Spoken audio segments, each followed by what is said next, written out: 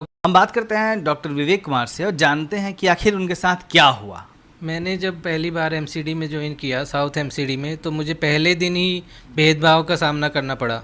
जब मैं पहली बार ज्वाइन करने गया तो वहाँ पे एक व्यक्ति थे, उनका नाम राजेश भंडारी था।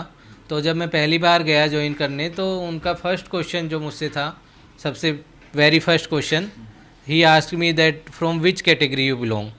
तो उन्होंने मुझसे उनके वर्ड्स में मैं बताता हूँ, उन्होंने पूछा कि आप क्या जनरल कैटेगरी से हो या किसी और कैटेगरी से। तो मैंने कहा नहीं, मैं तो रिजर्व कैटेगरी से हूँ।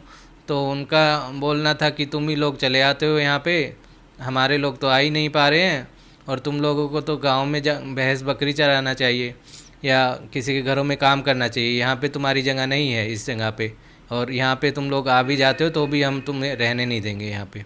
ये उनका कहना था पहली बार जब मेरा। तो उसके बाद मैंने ज्वाइन कर लिया, मैंने उनकी बातों को ज़्यादा तवज्जो नहीं दी।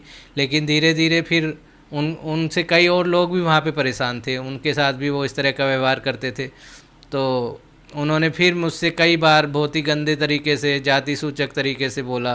और एक बार तो मुझे एकदम क्लियरली याद है, उन्होंने बोला कि तुम अपनी कुर्सी अलग से लेके आया करो, इस कुर्सी पे तुम नहीं बैठ सकते हो। तो मुझे बहुत ही अचंभित हुआ मैं ये सब सुन के कि बताइए कि इस पोस्ट पे आने के बाद, वो भी संवैधानिक तरीके से, लोक सेवा आयोग के द्वारा मैं चयनित होकर आया था, फिर भी ये सब मेरे को फेस करना पड़ रहा था वहाँ पे। आप पढ़ाई आपने केजीएमसी से किया लखनऊ में, वहाँ पे आपको कभी इस तरीके का जातिवाद का सामना करना पड़ा या फिर आपकी लाइफ में ये पहला एक्सपीरियंस था?